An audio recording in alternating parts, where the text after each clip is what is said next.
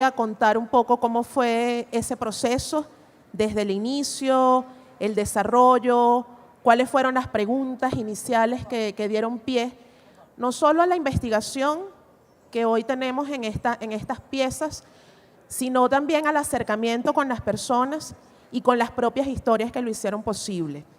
Quiero, antes que nada, pues agradecer la oportunidad de estar hoy aquí con ustedes como miembro del jurado en la categoría de imagen. Una categoría que además es muy particular a mi modo de ver porque conjuga tanto trabajos fotográficos, imágenes fijas, como videos y producciones audiovisuales. Entonces, es un poco complicado, es un poco complejo, pero también es así como las audiencias se enfrentan a los contenidos y como las audiencias también tienen que hacer una propia selección de qué ver, de qué mirar. En esta oportunidad, pues estamos con Almudena Toral, que coordina, dirige, lideriza junto a Andrea Patiño, que nos acompaña también, el trabajo de America First, el legado de una redada. Está también Néstor Oliveros con la fiesta del fútbol, un video, una producción local, y Rodrigo Abad, con quien he tenido el gusto de compartir desde anoche, que presenta un trabajo fotográfico sobre el drama de pescar langostas. Entonces son 3 trabajos que cada uno desde el periodismo, pero también desde la fuerza de la imagen. Y aquí quisiera un poco detenerme antes de ver el video que presenta estos trabajos, porque ciertamente la imagen tiene esa capacidad de situarnos a nosotros como audiencias y convertirnos en cierta forma en testigos de lo que el periodista está viendo, en testigos de esas historias que se están contando y que vamos a presentar ahora brevemente en este video.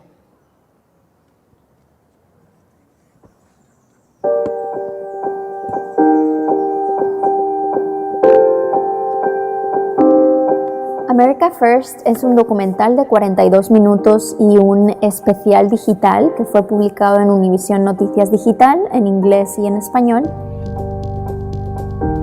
El objetivo del trabajo era investigar y visibilizar qué había pasado en Postville, Iowa, un pequeño pueblo del norte de Estados Unidos, 10 años después de una de las redadas migratorias más grandes en la historia de Estados Unidos. Y lo que encontramos nos pareció fascinante, tan fascinante que al final pasamos de la idea inicial de hacer un documental de 10 minutos a hacer uno de 42.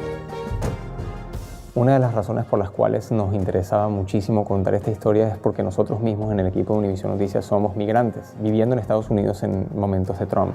From this day forward, it's going to be only America first. Lo que encontramos viajando a Postville y Guatemala fue realmente que esta redada no fue tan efectiva como los políticos nos hicieron creer. Después de la redada, la fábrica cerró, abrió de nuevo bajo un dueño extranjero, canadiense, y tuvo muchas dificultades para encontrar trabajadores. Todo el mundo decía muy vehementemente que el tiempo de la redada en 2008 fue uno de los años más traumáticos en su vida.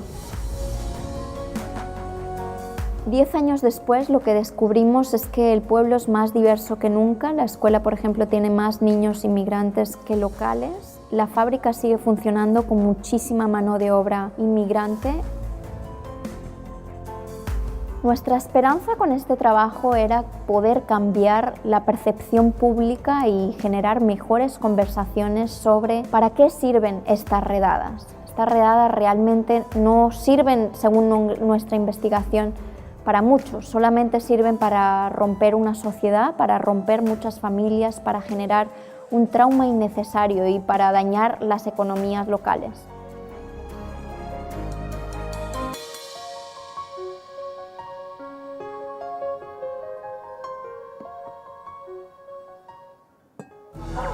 Les contamos que la atención del departamento de Chocó hoy está centrada aquí, en este rinconcito del país. La fiesta del fútbol es un documental que cuenta sobre el campeonato de fútbol Amistades del San Juan. Un campeonato que es casi surrealista que se realiza desde hace 50 años en medio de la selva chocuana, en Andagoya exactamente.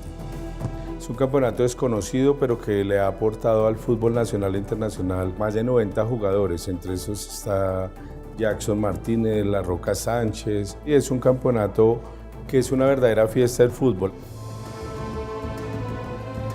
El objetivo de este documental fue principalmente como visibilizar este campeonato tan importante y por otro lado hablar y visibilizar del Chocó cuando sucede alguna tragedia allí o hay algún evento de violencia, siempre aparece el Chocó, pero generalmente para todo este tipo de cosas nunca se habla del Chocó. La idea para realizarlo nació precisamente porque leí esas crónicas que había hecho García Márquez en los años 50, 60 para El Espectador y me pareció muy especial lo de Andagoya, muy especial lo que contaba García Márquez de Andagoya. Entonces empecé a investigar sobre cómo había sido todo este proceso y cómo se había vivido en este municipio durante toda esta época del oro y del platino que se sacó de ahí. Y entonces ahí descubrí precisamente el campeonato, porque el campeonato se celebra hace 50 años. Fui a vivirlo, a encontrarlo y verdaderamente es una fiesta y es una cosa impresionante. Era un equipo grande, realmente estuvimos como unas 14 personas realizando allá la serie. Entonces yo siento que la mayor importancia fue esto, precisamente el reconocimiento de la comunidad, que la comunidad se sintiera muy identificada y muy contenta y muy orgullosa de su región, que visibilizara como todo este tipo de futbolistas que salen de allí, que son un talento único.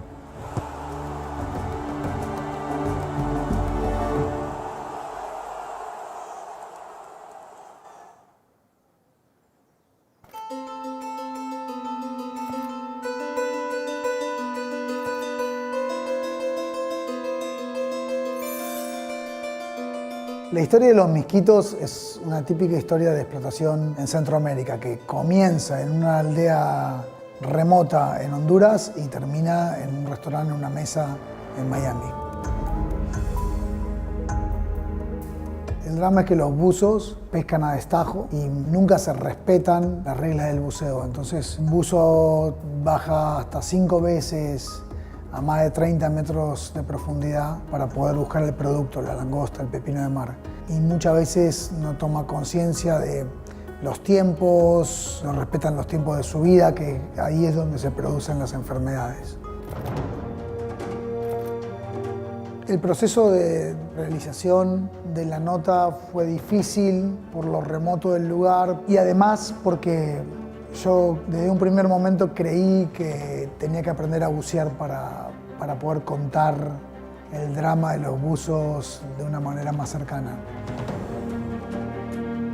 Cuando uno sufre el síndrome de descompresión, tiene que de forma urgente acercarse a una cámara hiperbárica. Hay una sola cámara en toda la región. Entonces, del momento que sufre el síndrome hasta que llega a la cámara, a veces pasan 1, 2 o hasta 3 días. Los buzos mueren mientras están regresando al continente o muchos quedan lisiados de por vida.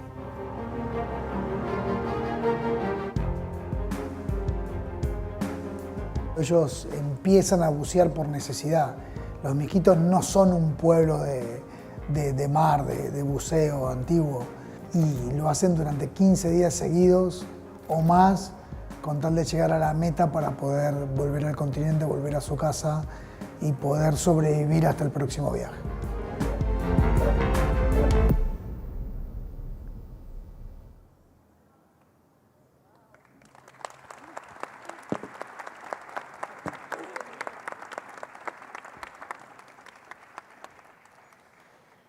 Estamos en la categoría imagen y hemos visto 3 trabajos que creo tienen la particularidad de detenerse a mirar, a escudriñar, a observar. Y que en el caso de Almudena, de America First, quería preguntarte, iniciabas en el video contando el surgimiento de la idea, ese abordaje inicial. Sin embargo, nos llamaba la atención cuando estábamos en las deliberaciones del jurado el plantearse una hipótesis que mira hacia atrás, que mira 10 años al pasado para poder entender un hecho actual. Quisiera que nos comentaras un poco esa originalidad en el tratamiento de un tema tan recurrente como es las migraciones y que ahora planteárselo casi que a la inversa. Creo que hay mucho que podemos aprender del pasado, efectivamente. Con Donald Trump han resurgido muchas conversaciones que no son nuevas en Estados Unidos ni en la comunidad inmigrante en Estados Unidos. Las redadas migratorias en lugares de trabajo llevan sucediendo muchos años y precisamente Trump ha vuelto a poner mucha más fuerza en este tipo de operaciones, como en todo tipo de detenciones de inmigrantes, deportaciones, etc. Y obviamente es una historia que se ha contado, que se cuenta, que sale en las noticias a diario, y lo que queríamos era precisamente poder analizar desde otro punto de vista qué efecto tienen realmente estas redadas. Sabíamos, porque tenemos un equipo de redacción con muchísimas décadas de experiencia cubriendo inmigración, sabíamos a través de algunos de los reporteros más veteranos que esta redada había sido gigante hace más de 10 años y empezamos a preguntarnos, a lo mejor deberíamos de ver qué pasó allí, ¿no? O sea, ¿qué pasó en este pueblo? Precisamente porque era una de las más grandes, decidimos, vamos a pasar un poquito de tiempo investigando qué fue de esta gente, ¿no? Tanto de la gente que arrestaron, deportaron, como la gente que se quedó.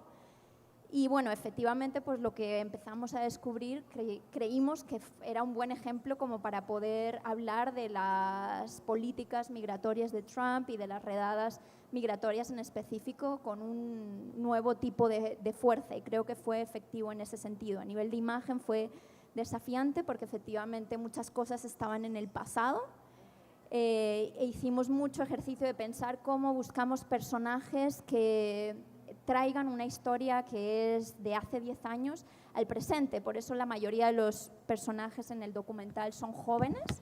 Los escogimos a propósito.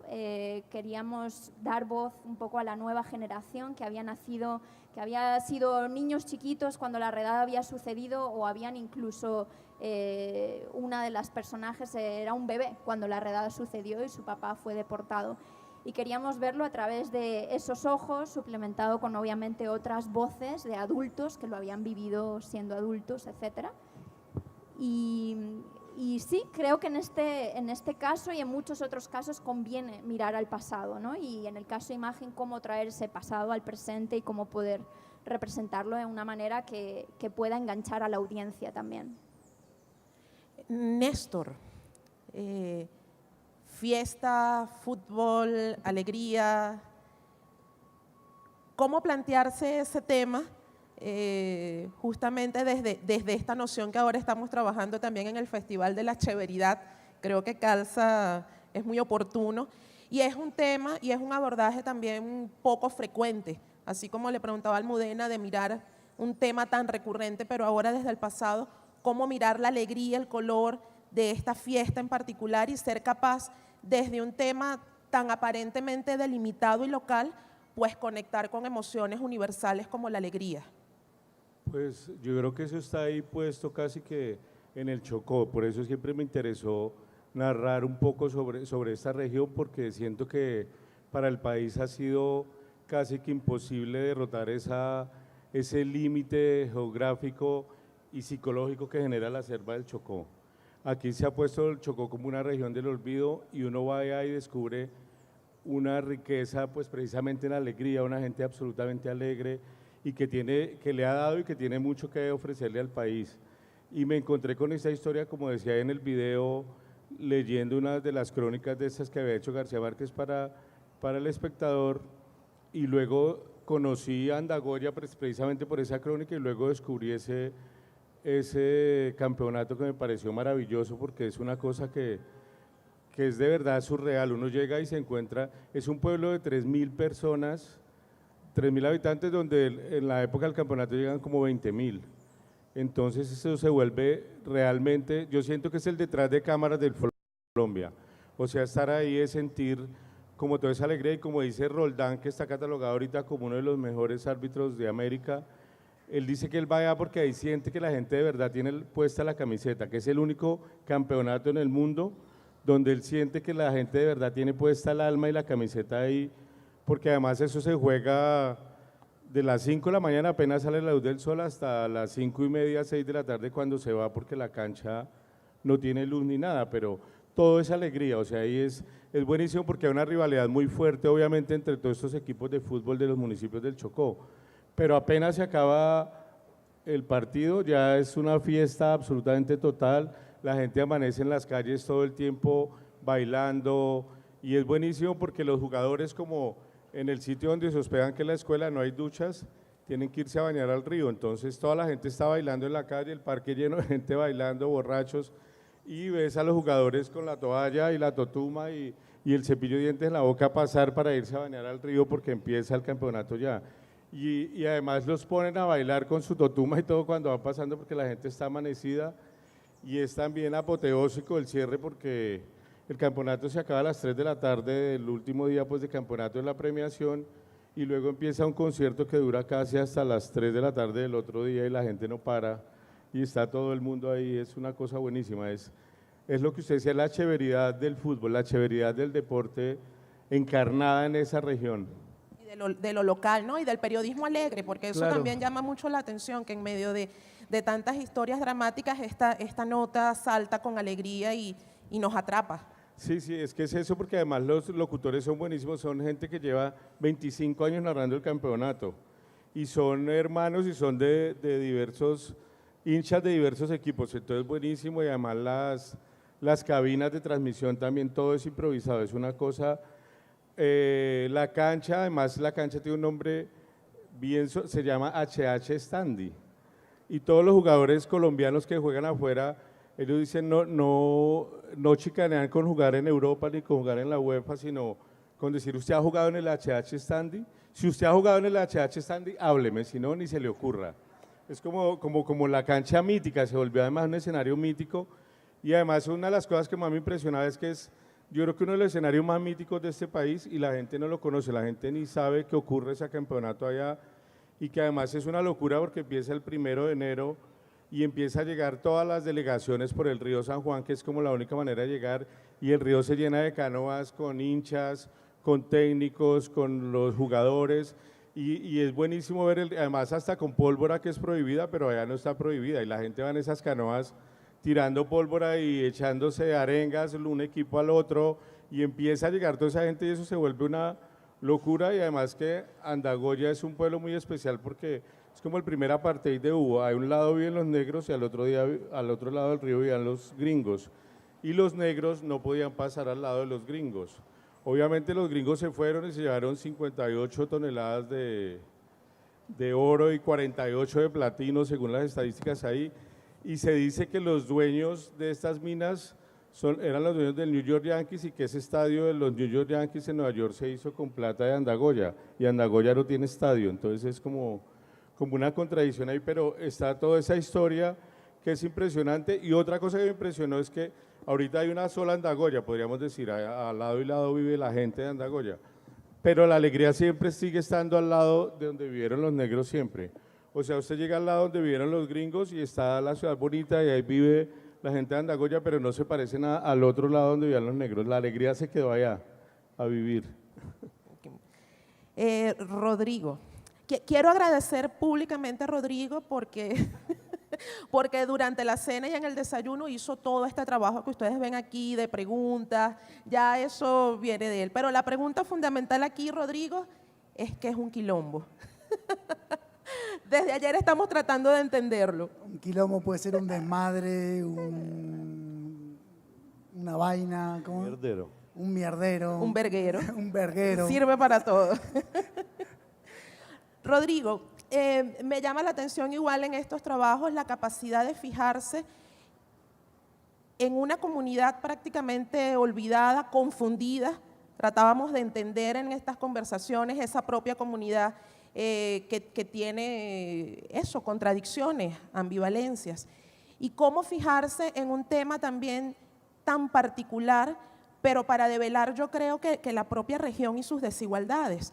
Cómo terminan ellos tratando de pescar para subsistir, poniendo su vida en riesgo, siendo una comunidad que a la larga la propia comunidad queda enferma y sus familiares, y que eso termina en el plato de un restaurante lujoso en Miami.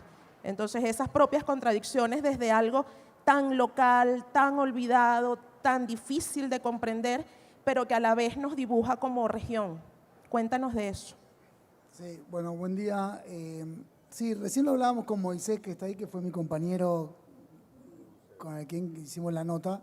Y Moisés me decía que en el mismo Centroamérica, en Guatemala, en Nicaragua, en Honduras, hablasen las capitales sobre la mosquitia y también hay un desconocimiento brutal, no solo en el resto del mundo, sino en los países mismos. Yo me enteré de la historia no por ninguna publicación, porque la verdad que nos costó mucho buscar información sobre el tema en la web, sino porque fui a hacer una historia sobre un ataque que hubo de efectivos de la DEA, porque es un paso de droga muy, muy importante ese. Y entonces a raíz de esa historia que fui a hacer en el 2012 con un reportero, con un amigo español, con Alberto Arce, vi que de repente íbamos a hacer la historia del ataque por un tema de narcotráfico en una aldea de la Mosquitia y me vi ese panorama desolador de cientos de personas moviéndose en carritos, arrastrándose, ayudados por las familias, por las esposas, por las novias. Entonces, y ahora que estamos hablando de periodismo y tratando de aprender todos, porque estamos todos acá para aprender, es un poco eso, ¿no? Llegamos a un lugar con la idea de hacer una nota, pero nos encontramos que en ese mismo lugar hay otra también, que tal vez es más interesante y más potente que la que venimos a hacer. Y me costó mucho porque, claro, o sea, venderle a una agencia de noticias una historia así tan olvidada tiene poco impacto en general. Te cuento que me tocó hacer la caravana de migrantes el año pasado desde Chiapas hasta desde Guatemala, desde el sur de México hasta Tijuana. La mayoría eran hondureños y no he encontrado misquitos dentro de esa caravana. O sea, los misquitos están tan apartados, tan alejados de todo, que ni siquiera les cuesta salir de su propia región para irse, al interior del país, no solo para pensar en hacer una caravana e migrar hasta los Estados Unidos.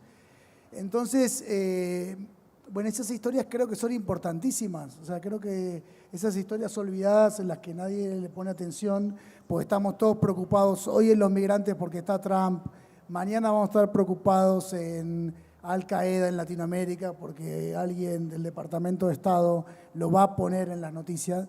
Y estas noticias, que son miles, quedan olvidadas. Por eso lo del fútbol me parece alucinante, ¿no? Cómo poder rescatar una historia y ponerla a la luz. Entonces, a partir de ahí, bueno, intentar cómo desarrollar esa nota y cómo comenzarla. Fue muy difícil y por eso nos tocó ir primero personalmente a hacer contactos y a entender cómo era el sistema. No teníamos ni idea, no sabíamos que había una figura del sacabuzo, que es como en cualquier industria extractiva, que es el tipo que conecta al dueño de la embarcación con los pobladores, es el contratista local. No teníamos ni idea, que había una temporada, que había una veda, que no se respetaba, no teníamos ni idea que había una sola cámara hiperbárica en toda la región, y que era un tema de salud pública importantísimo. Bueno, de hecho, hace como un mes y medio, creo, hubo un accidente en alta mar donde murieron ahogados como 30 personas. Y eso ocurre constantemente todos los años. Y con la dificultad de que era una historia de mar, de buceo, porque lo que queríamos contar era la historia de ellos en su contexto de vida cotidiana, en sus aldeas, que es durísimo, la imposibilidad de hacer otra cosa que no sea bucear, pero también me parecía importante retratarlos en su trabajo a 30 metros bajo el agua. Entonces, aprender a bucear en Perú con la dificultad de un mar helado y la poca visibilidad, y intentar imaginarme qué es lo que iba a hacer en la Mosquitia con buzos. No sabía cómo iban a reaccionar también ellos al verme queriendo bucear, cosa que fue alucinante. Yo siempre digo que sin la ayuda de la gente yo no hubiese hecho nada en toda mi vida de periodista. O sea, yo le debo todo al pueblo, a la gente, porque recuerdo ahora la imagen de un misquito agarrándome del cuello y bajándome a 20 metros para poder contar esa historia. Yo no tenía las pesas para bajar y los tipos me ayudaban a bajar porque les parecía interesante que yo cuente esa historia. Bueno, eso. Así que... Bueno. Quiero conectar eso con algo que leí hace poco, que era la entrevista a Jesús Abad Colorado, justamente reconocido en este festival, y ya que estamos en la categoría imagen, él contaba que muchas veces tuvo que bajar la cámara, dejar la cámara a un lado para poder acercarse y conectar a la gente y dejar al tiempo hacer su trabajo, dejar que el tiempo y la cercanía con las personas, precisamente por lo que acabas de comentar, Rodrigo, de que, bueno, muchas veces no es la oportunidad o la inmediatez. Creo que ninguno de los trabajos responde a esa inmediatez también tan de moda en época de redes sociales, sino más bien a detenerse, a pensar y a poder conectar con las personas. Quisiera que habláramos un poco de esa conexión y de ese, como decía Jesús Abad Colorado, de cuando hay que, en el caso de él, dejar la cámara, pero en el caso del periodista muchas veces es incluso desprenderse del propio rol de periodista y colocarnos el de personas.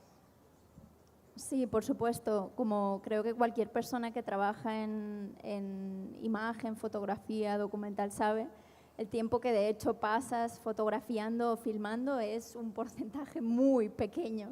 O sea, lo que tú ves es un porcentaje muy nimio del total de tiempo que has invertido en esa historia, en conocer a esas personas. Ojalá en un mundo ideal todos aspiramos a hacer trabajos con los que podamos disponer del máximo tiempo posible, pero también un buen fotógrafo o un buen documentalista, aunque tenga poco tiempo, se asegura de poder pasar el máximo tiempo posible con la gente fuera de cámara.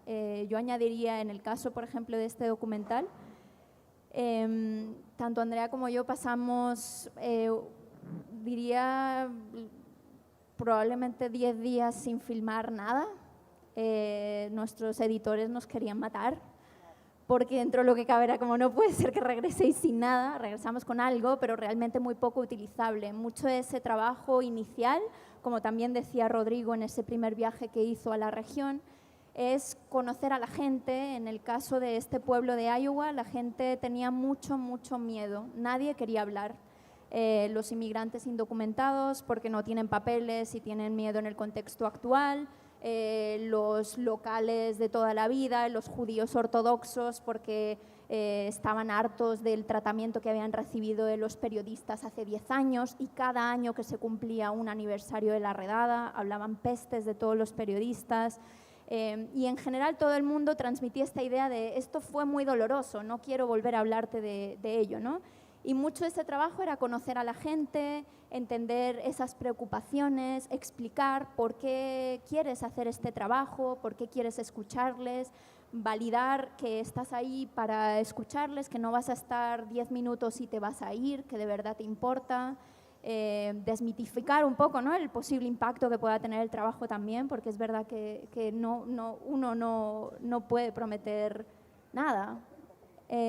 Tiene que manejar un poco esas expectativas, pero mucho de ese tiempo efectivamente es tiempo que no estás fotografiando o filmando, estás conociendo a la gente, empatizando con ellos, explicando, escuchando, recogiendo también mucho material que luego nunca entra en un documental final o que a lo mejor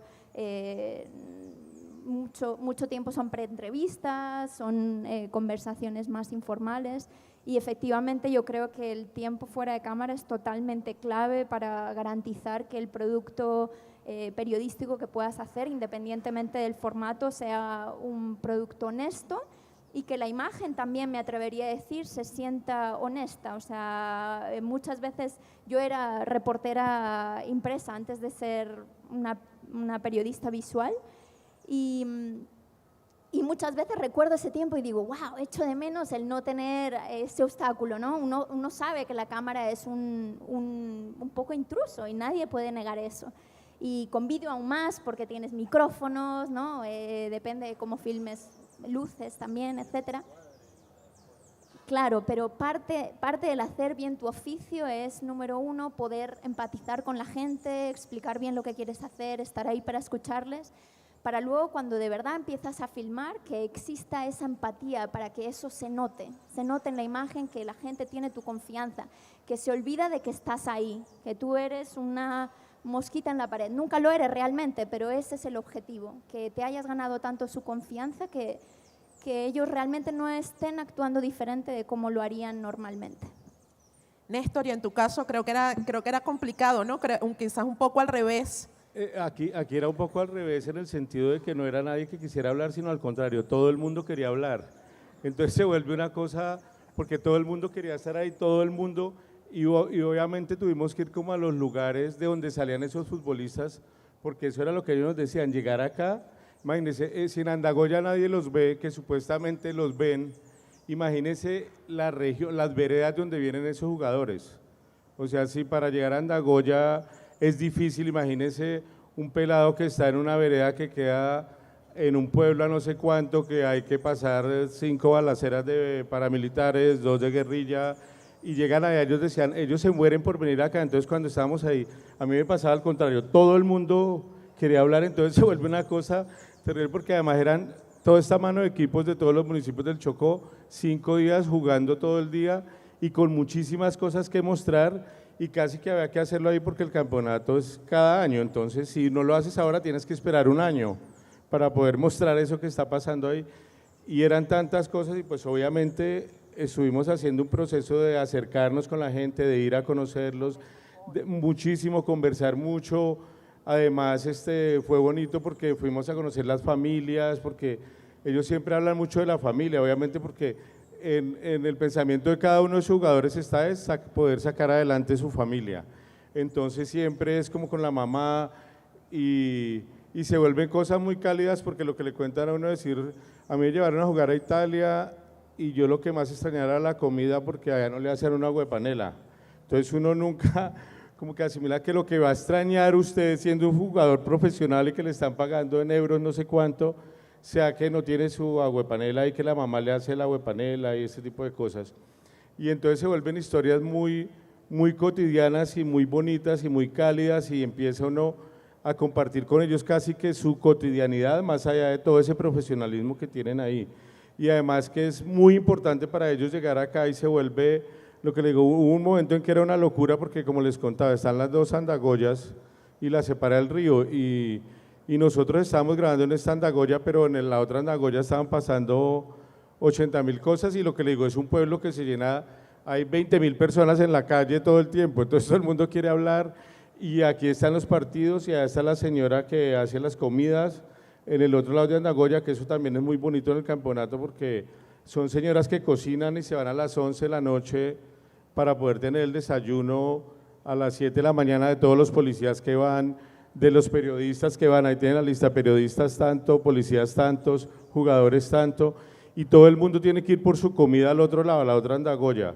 Entonces es buenísimo ver la gente, los jugadores en medias y con chanclas, llevando su bolsa, atravesando el puente, y el puente en hora pico se vuelve imposible, eso es peor que un Transmilenio en Bogotá. No sé si han visto la imagen de los puentes peatonales en hora pico en Bogotá, es imposible pasar al otro lado. Eso pasaba también a veces, que queríamos grabar al otro lado y usted se demora 1 hora para poder pasar, y es así, pasando el puente, además con el susto de que ese puente colapse en cualquier momento, porque es todo el mundo pasando, y se vuelve casi que imposible escoger, porque todas las historias son tan potentes y tan bonitas y tan cálidas, que uno dice, bueno, ¿y ahora qué hago? Porque otra limitante, por ejemplo, en este caso que se hizo para televisión, y era una serie, exigían, no nos podíamos pasar de 24 minutos, entonces sentía que era mucha cosa, mucho personaje bonito, muchas historias, y para uno volver todo eso 24 minutos se volvía muy complicado, porque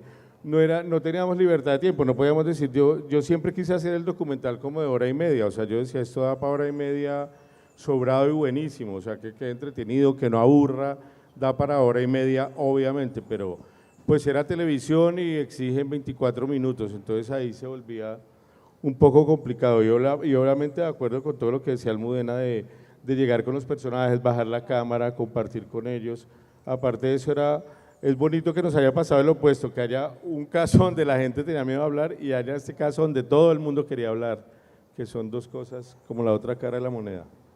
¿Y tu experiencia, Rodrigo? Bueno, para nosotros es mucho más complicado porque una agencia de noticias lo que se dedica más que nada es a la noticia pura y dura, entonces tratar de vender historias a mediano plazo es muy complicado. Con respecto a lo de la cercanía a la gente, bueno, es interesante porque, imagínate, vos fuiste con un dron, 3 cámaras al estadio en el Chocó. Yo fui con un housing, que es un protector de la cámara para meterme abajo del agua, que para los buzos misquitos que se meten así en cuero a pelo, imagínate, veían un astronauta que se iba a meter con ellos, con eso no sabían si era una bomba. Bueno, vos yendo a una aldea en Guatemala con toda la producción que eso significa. Entonces, siempre estamos invadiendo, ¿no?, espacios y eso hay que tener mucho cuidado y mucha sensibilidad y ir de a poco, ¿no? Porque de hecho con el tema con la parafernalia que cargamos, eso ya es inevitable. Pero bueno, yo creo que tiene que ver mucho con la empatía de uno, ¿no? También cómo uno se puede conectar con la historia. Más allá del tiempo, también tiene que ver cómo uno se relaciona con los demás, ¿no? O sea, y la gente es muy intuitiva también. La gente cuando te ve sabe si vos querés aprender de ellos, si vos querés conectarte, si vos no tenés problema en compartir una comida, si no tenés problema en dormir en cualquier lado para contar la historia. O sea, muchos de los lugares donde vamos nosotros no es que tenés un lugar donde dormir, ni vas a un hotel. Nosotros dormimos en donde toca, en este lugar donde había un banco de pesca, que fuimos con Moisés, ahí dormimos donde creo que ahí ponían las redes y nos dijeron, bueno, es acá. Y es acá y es acá. Y justo venía una tormenta tropical y bueno, ahí estamos. Y los medios es lo mismo, que ellos también sientan que vos estás dispuesto a subirte una lancha sin brújula, 8 horas del banco de pesca para contar su historia. También ese mismo esfuerzo la gente lo siente como algo de alguien que realmente quiere contar la historia, que hace un esfuerzo porque cree que eso es interesante. Entonces, eso también crea un lazo muy, muy cercano, ¿no? La gente también lo siente, más que nada porque son historias donde tal vez son las primeras veces que ellos ven periodistas acercarse y preguntar sobre lo que está pasando por ahí. No están acostumbrados, entonces también, si bien mucha gente lo ve con mucho miedo al principio de ver este tipo qué viene a hacer acá, no será de la DEA o no sé, pero también hay mucha otra gente que dice, bueno, qué chévere que hay un grupo de periodistas que está interesado por lo que pasa acá y que quiere contar nuestra historia. Es que es muy duro, por ejemplo, en el Chocó, en uno de los capítulos que hicimos sobre la música, sienten tanto la exclusión y todo que el Señor nos decía, el día más feliz de mi vida fue el día que ganamos el Petronio Álvarez, porque la gente me abrazaba y me felicitaba como si yo no fuera negro. Eso uno decía, Qué duro. Estamos en la categoría de imagen y quiero, antes de dar paso a las preguntas de ustedes, quisiéramos que reflexionáramos brevemente, porque algo que nos llamaba la atención es que en esta época de sobreabundancia de imágenes, de sobrecarga informativa, estos 3 trabajos nos llamaba la atención que no tienen un uso ostentoso, rebuscado de la imagen, sino que es más bien equilibrado, no cae en esa tentación del espectáculo o de la imagen por la imagen, sino que más bien busca un equilibrio entendiendo que estos recursos visuales, los recursos gráficos, son herramientas para contar la historia, pero que no deben opacar ni confundir el contenido. Entonces, buscar ese equilibrio entre la forma y el fondo no es fácil porque, bueno, ante la tentación de tantos recursos de postproducción, de herramientas, de filtros, a veces se nos dificulta seleccionar y escoger pertinentemente la utilización de estos recursos visuales que obviamente logran conectar, pero que no deben omnibular los contenidos. Entonces quisiera que reflexionemos sobre eso en cada uno de los trabajos y luego las preguntas de ustedes. En el caso del documental de America First, Tuvimos muchas conversaciones dentro del equipo, que obviamente fue un equipo grande, precisamente sobre esto mismo. Teníamos el lujo de tener un gran ilustrador y animador en nuestro equipo, Mauricio Rodríguez Pons, que no puede estar aquí. Y ese fue un recurso maravilloso que utilizamos a lo largo del documental en determinados pasajes, precisamente para ayudarnos a contar episodios del pasado, para los que realmente no había nada visual. Queríamos poder traer ese recurso para ayudar en la narrativa, pero siempre efectivamente intentamos pensar, ok, necesitamos esto aquí o realmente es superfluo, intentar pensar en el minimalismo de muchas veces queremos mostrar mucho o hacer fades o utilizar, como tú dices, un montón de recursos cuando en realidad hay veces que el silencio premia, ¿no? También. Y luego, más allá y esto aplica tanto a la fotografía como al documental, más allá del material que tú has capturado, que lo capturas de la mejor manera que puedes en el momento, improvisando, luego también está el poder de la edición, como en cualquier medio, ¿no? Que ahí es donde eliges qué es lo que vas a usar, qué tono vas a utilizar. En el caso de las películas o el vídeo tienes también el recurso de la música, que no es imagen, pero creo que en general en la industria tendemos o hay mucha gente que tiende a sobreutilizarla o a intentar enfatizar cierta emoción demasiado, que se siente que chirría. En ese sentido creo que sí tuvimos muchas de estas conversaciones, muchísimos borradores, o sea, ya ni siquiera recuerdo el número exacto, pero muchas docenas de borradores, de para atrás, para adelante. Y bueno, al final es como una pócima mágica, ¿no? Intentas llegar a la mezcla adecuada y sobre todo a honrar las historias de la gente que ha compartido contigo con total honestidad, y lo que quieres en esa edición, ese uso de recursos, es poder contar su historia de la mejor manera posible. Sí, pues yo creo que acá, por ejemplo, nosotros en lo de la fiesta del fútbol, precisamente lo que tratábamos de capturar era el alma de esos personajes tan bonitos con los que uno se encuentra y que son tan variados además ahí, y también como el alma de la región, porque precisamente es eso también, además de todo el campeonato y de toda esta importancia y de todos estos personajes tan importantes, creo que el territorio cuenta muchísimo. O sea, creo que narrar el Chocó sin mostrar el Chocó y que se sienta esos ríos y esa selva exuberante y además dónde se está, que es lo que decía Alfredo Molano hace poco, que en el Chocó es el único lugar donde se puede hablar en singular de las carreteras. Allá está la carretera, no se habla de las carreteras. Y García Márquez en el 54 decía que era muy difícil llegar al Chocó, pero sobre todo difícil moverse en el Chocó, y eso sigue estando igualito. Entonces yo siento que esa era una de las cosas que tenía que retratarse también ahí, no solo, además de los personajes, el territorio. Yo creo que es muy importante ese territorio y cómo la gente se mueve en ese territorio, vive ahí, lo disfruta y lo padece, pues. Eso era lo que queríamos capturar ahí con la imagen, y que la imagen ayudara a contar eso sin lo que decíamos, sin sobrecargarla, y a veces nos resultó un poco difícil eso, que no teníamos muchas cámaras y pues eran partidos de fútbol, y entonces uno se perdía los goles porque no podía hacer el seguimiento total, y a veces siento que nos faltaron goles, haber grabado goles que nos perdimos mucho, muy buenos goles por falta de recursos, pues. Bueno, en nuestro caso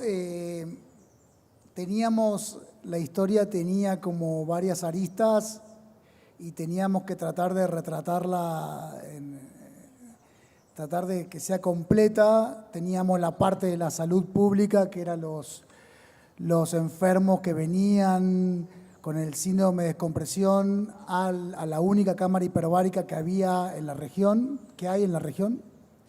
Esa parte y la parte de la rehabilitación sentíamos que era necesario tenerla en imágenes. Teníamos, por otro lado, que retratar el contexto social de la Mosquitia, que nos parecía que al final ahí comenzaba todo, la historia de pobreza extrema, la cotidianidad de las familias que viven con muy poco.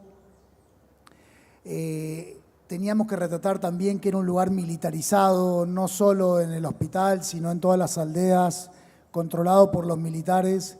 teníamos que también tratar de mostrar con imágenes que era un lugar atravesado por el narcotráfico y también teníamos que mostrar el trabajo de ellos en el mar. Entonces ya con eso no podíamos recargarnos más, ya estábamos recargados de por sí porque todas las aldeas quedan muy lejos, había que movilizarse por horas en canoas, en barcos, después al banco de pesca era muy lejos. Entonces no teníamos muchas posibilidades de darle mucha más vuelta a las complicaciones que ya teníamos.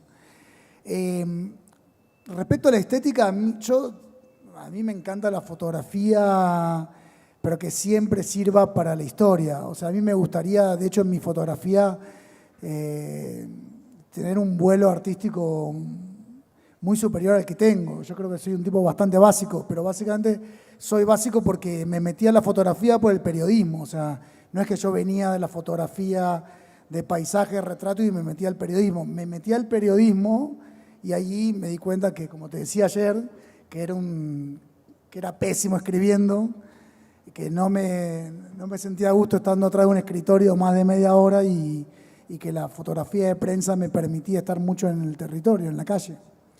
Entonces, bueno, de alguna manera, si bien quiero darle un vuelo estético, me parece que es importante porque atrae también al lector, porque es lindo ver cosas estéticamente interesantes, al mismo tiempo siempre creo que lo más importante es la historia y que esas imágenes no tienen que estar en la historia porque son bonitas, sino porque tienen que contribuir al guión, tienen que contribuir al relato de lo que queremos contar, que muchas veces es tan complejo que necesitamos un montón de imágenes para contar algo que parece simple, pero que es bastante, en Latinoamérica, tiene tantas vueltas que es difícil de contar. Así es. Bueno, hay micrófonos por allí para las preguntas. Hola, yo quería hacerle una pregunta a Rodrigo y tiene que ver con el hecho, tú has citado, has agradecido explícitamente a esa gente que te deja entrar en su vida, que te baja 20 metros de profundidad, que te da de comer, que te da de dormir, que no es habitual como por desgracia sabemos, en este mundo en el que nos movemos, de tratar de ganar premios y tal. Esas personas hoy no están aquí. ¿Cómo te relacionas tú con ese sujeto retratado desde una postura ética, moral, honesta, de que esa gente te deja que tú estés aquí hoy? ¿Cómo es tu postura frente a eso? Y como hay muchos estudiantes, compártela un poco. Sé que tienes una postura sobre eso. Todos la tenemos, ¿no?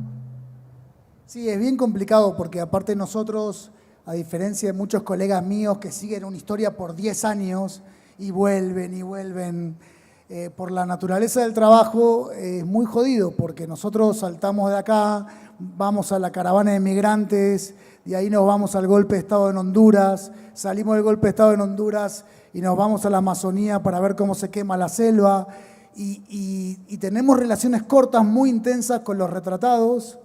Yo soy consciente que sin la ayuda de los personajes de los retratados y de toda esa gente sería imposible hacerlo, pero al mismo tiempo después nos alejamos de ellos. Y seguramente, si bien siempre tenemos el contacto con 3 o 4, que seguramente, estoy en Medellín, qué bueno, no sé, te felicito, no sé cuánto, pero después todo el resto queda afuera. Y eso es bien duro también, ¿no? Porque al final nosotros ganamos premios, como decís vos, estamos acá, hay mucha gente que nos escucha, que nos sigue, qué bueno tu trabajo, pero después la gente queda ahí y generalmente queda en las mismas condiciones. Porque la transformación de lo que nosotros podamos hacer con nuestro trabajo, bien sabemos que es mínimo. O sea, podemos contribuir, podemos dar luz, podemos crear conciencia. Hay gente que se entera de las cosas gracias, estoy seguro que gracias a esta nominación hay mucha gente que por primera vez escucha la región de la Mosquitia. Por primera vez se entera que hay gente que vive en extrema pobreza y que tiene 2 opciones, o bucear a destajo langosta o unirse al narcotráfico.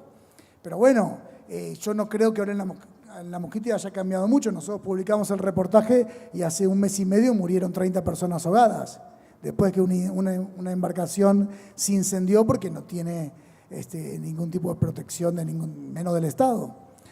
Entonces es duro, la verdad que es bien duro. Y vos cuando lo ponen así, cuando me ponen esas preguntas, qué pasa en los lugares donde vos fotografiás, la verdad que no tengo muchas respuestas. Yo trato de hacer mi trabajo demasiado grave como para que un reportaje fotográfico los cambie.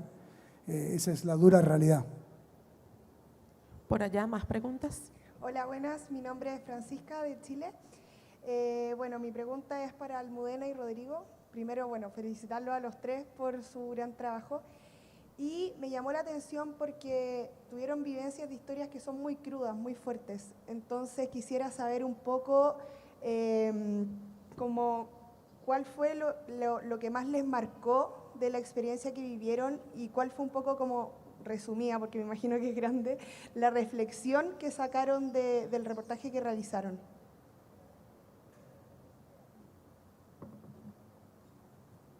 Bueno, en el caso del documental de America First, fuimos un equipo grande, sobre todo mi compañera Andrea y yo fuimos las que estuvimos filmando en el terreno y haciendo toda la filmación con los personajes.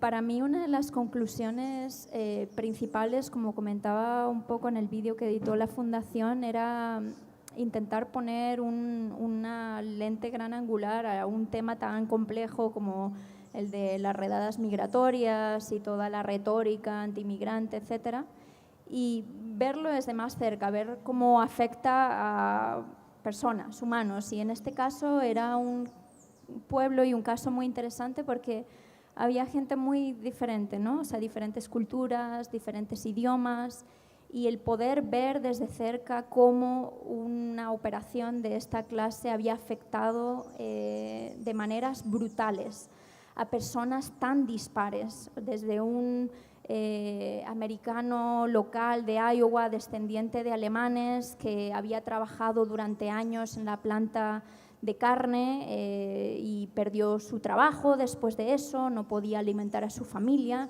y a la vez a día de hoy está muy contento de que sus hijos aprenden otros idiomas en la escuela y votó por Trump, y todas estas contradicciones, hasta un judío ortodoxo que llegó para abrir la planta de carne kosher al lugar y su comunidad se desmembró totalmente después de la redada, tampoco podía alimentar a su familia después, sintió que básicamente todo lo que habían construido no sirvió para nada, desde los muchos cientos de inmigrantes indocumentados que fueron deportados. Retratamos a una familia en específico que fue dividida durante esta redada y como ellas hubo muchas. Para nosotras fue muy fuerte poder observar de primera mano ese dolor desde perspectivas tan diferentes de un debate tan polarizado como es el de la inmigración en Estados Unidos. Y parte de lo que queríamos era poder retratar un poco eso. Y bueno, seguimos en contacto con muchos de esos personajes a día de hoy. Y como decía un poco Rodrigo antes, uno siempre tiene un poco esta visión realista de que tu trabajo puede ser que no cambie mucho, a la vez cierto tipo de frustraciones porque desearías que cambiara más, cierto tipo de consideraciones éticas y morales que creo que los periodistas tenemos que contestar todos los días y que no son tan sencillas. La era de la objetividad 100% creo que ya ese tiempo ha pasado, ¿no? Y creo que los documentalistas, que a lo mejor pasamos mucho tiempo con la gente, nos enfrentamos a consideraciones éticas también a las que tenemos que manejar, intentar dar voz de una manera ética, etc. Y bueno, no sé si eso contestó tu pregunta.